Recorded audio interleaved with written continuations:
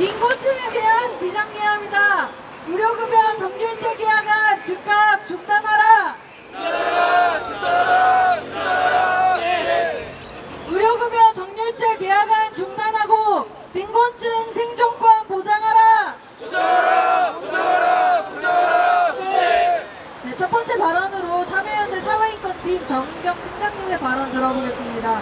지난해 7월 복지부가 2025년 기준주기 소득을 발표하면서 갑작스럽게 의료급여 정규제 개편안, 이 억지스럽고 불합리하며 반인권적인 계약안을 발표했습니다. 그래서 지난 거의 1년이 다 됐는데요. 저희 여러 시민사회단체가 여기 계신 시민단체들이 같이 이 계약안을 철회하라고 요구하고 또 요구했습니다.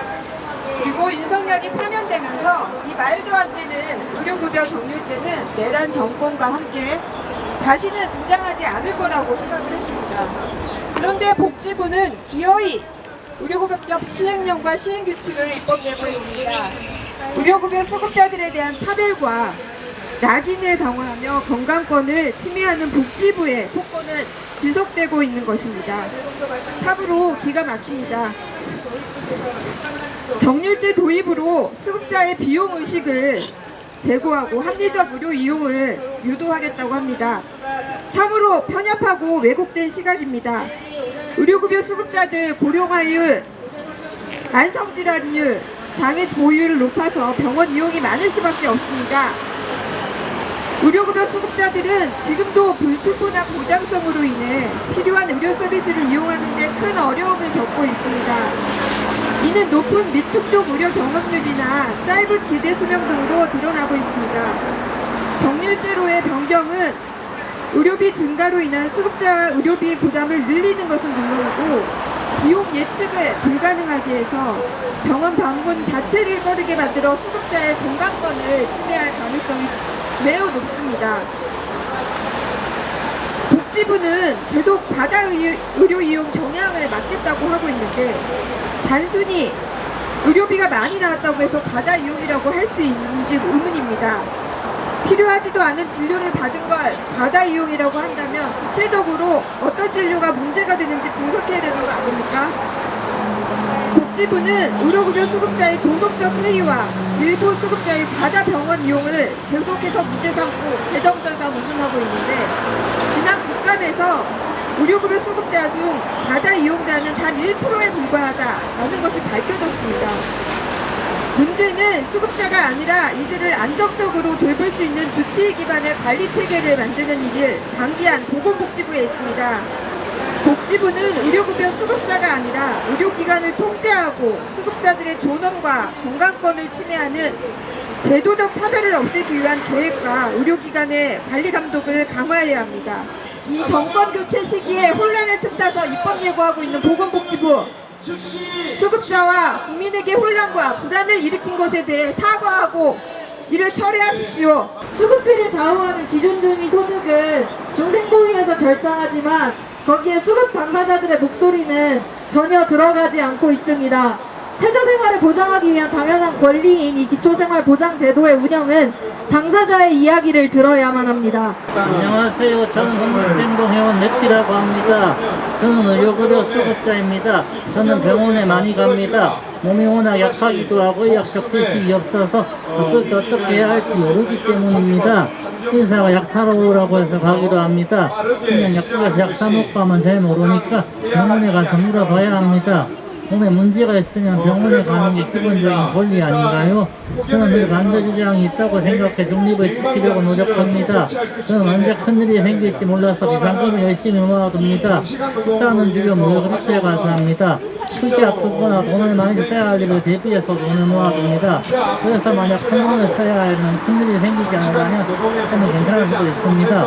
아까도 말했지만 저는 중립을 지키려 노력합니다. 그런데 한 달을 모아 한 달을 살아가는 수급자들은 어려울 것입니다. 기부가 본인 불안금을 올려버리면 어려워질 것입니다. 의료급여 수급자들이 병원에 많이 가서 돈이 많이 든다고 했나요? 그래서 못 가게 하겠다고 한다고요? 건강을 생각하면서 살고 있습니다.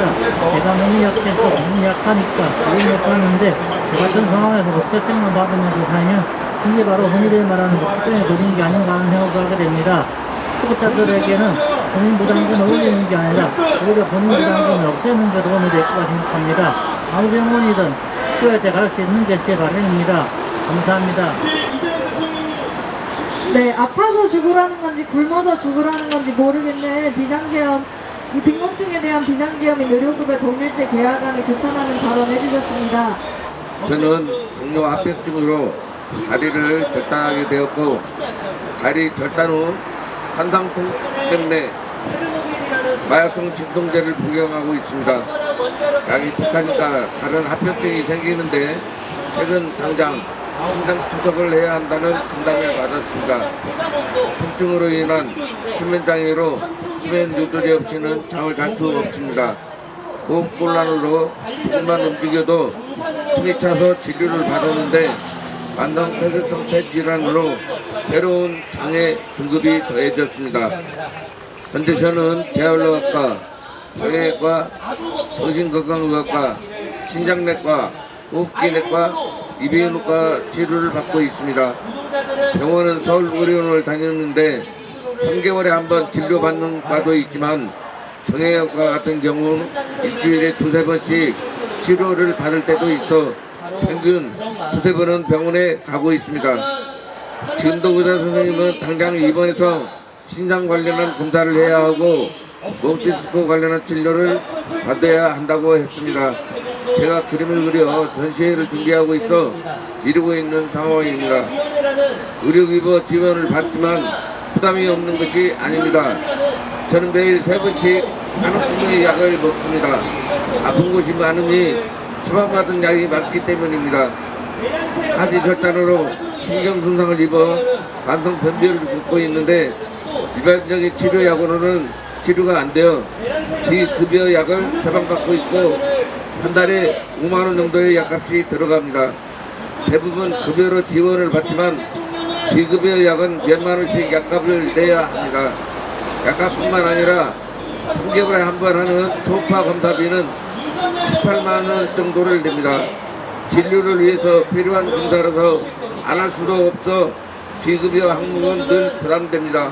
그런데 여기에 병원을 많이 다니면 치료비까지 인상한다니 저같이 병원을 많이 다니는 사람은 답답하기만 합니다.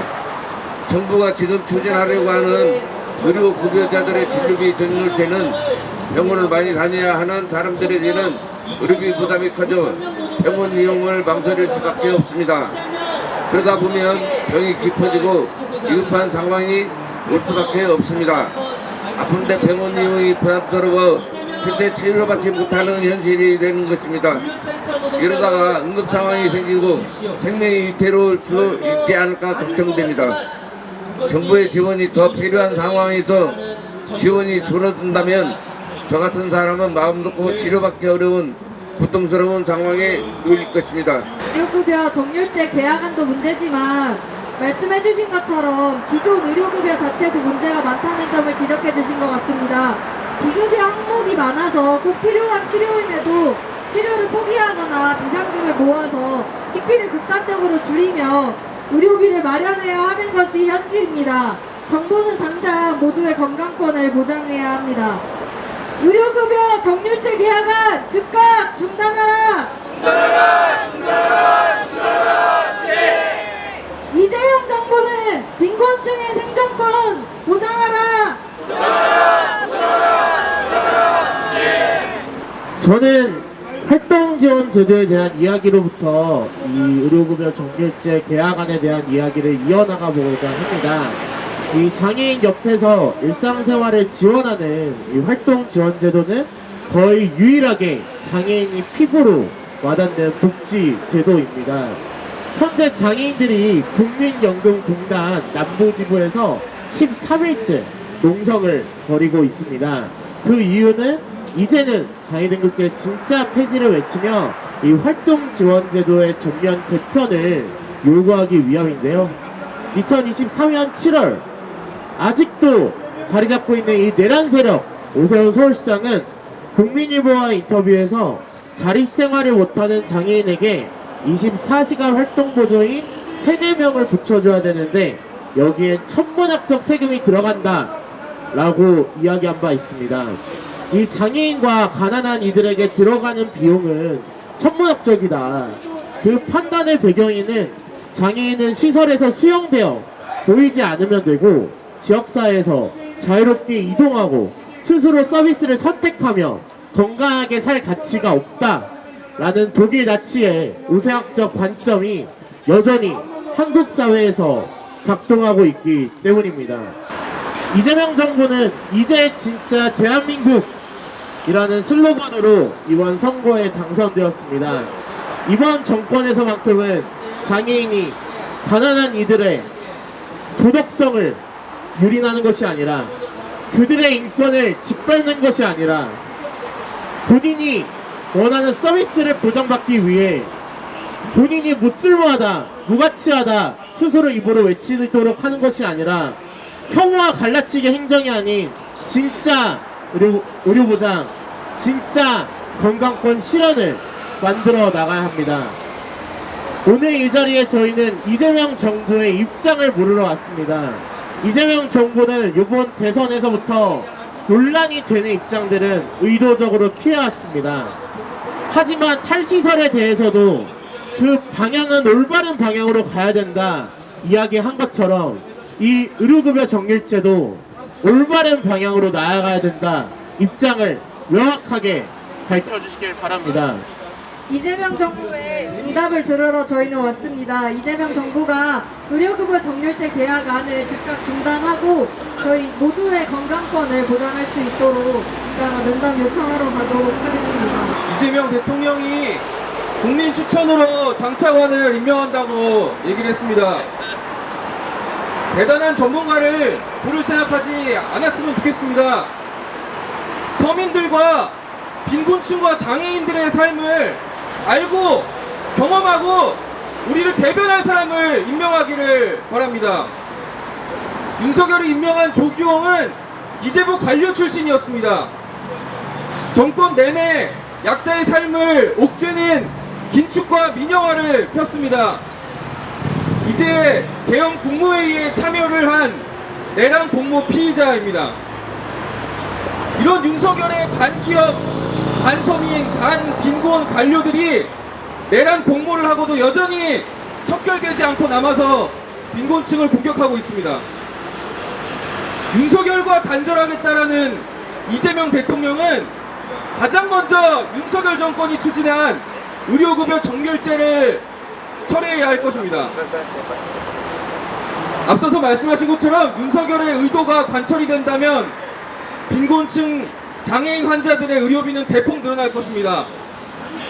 복지부는 의료급여 수급자들이 과다 이용을 한다고 얘기를 했습니다. 하지만 우리가 수차례 폭로했듯이 그것은 의료급여 수급자가 노인이 많고 장애인이 많고 더 많이 아파서 병원에 가야 된다는 아주 기본적인 사실을 은폐한 거짓 선동이었습니다. 의료급여 수급자는 과다 의료 이용은커녕 미충족 의료에 신음하고 있습니다. 따라서 정부가 진정으로 해야 될 일은 비급여를 없애고 정액제도 폐기를 해서 건강보험 진료만이라도 무상으로 누릴 수 있게 하는 것이어야 합니다. 비수급 빈곤층은 미충족 의료가 수급자보다도 훨씬 더 높은 사람들입니다. 이런 통계는 부양 의무제가 얼마나 끔찍한지를 보여줄 뿐이라고 생각합니다. 정률제는 빈곤층을 벼랑으로 내모는 정책입니다. 의료급여 정률제는 이재명 정부의 첫 시험대가 될 것이라고 생각합니다. 약자들과 서민의 편에 설 것이냐 아니면 윤석열의 반인권적 기조와 한몸이 될 것이냐라는 리트머스 시험지일 것입니다. 광장에 나왔던 시민들이 지켜보고 있습니다. 우리는 이재명 대통령이 잘못된 선택을 하지 않도록 끝까지 투쟁할 것입니다. 12월 3일에 윤석열이 계엄을 선포한 날 우리 시민들은 광장으로 나왔고 계엄을 막았으며 또 파면까지 이뤄냈습니다. 이재명 대통령 그 당시에 광장을 넘어서 계엄을 막아야 했다고 말했던 것 기억납니다. 지금 다시 한번 비상계엄이 빈곤층에게 떨어졌습니다. 대통령이 된 이재명에게 다시 필요한 것은 다시 한번 담장을 넘는 것입니다. 빈곤층에게는 비상계엄 의료급여 정률제 계약 시도를 즉각 중단해야 합니다. 이번 계약안은 이재명 정부 임기 시작 이후 첫 개정안입니다. 이재명 정부의 빈곤 정책은 이 기준으로 평가될 것입니다. 공약한 부양의무자 기준 폐지도 공약으로만 남지 않고 진짜로 폐지했으면 합니다.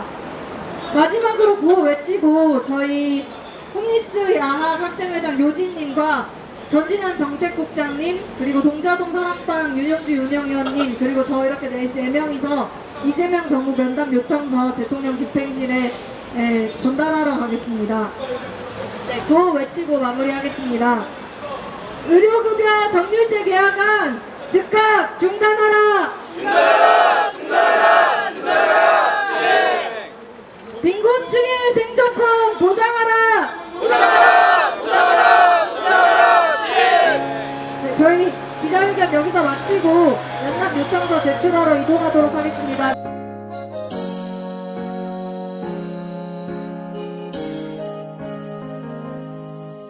세상 모든 것들 눈앞에서 아름답죠. 모두 그렇지는 않다는 걸 알면서도 나와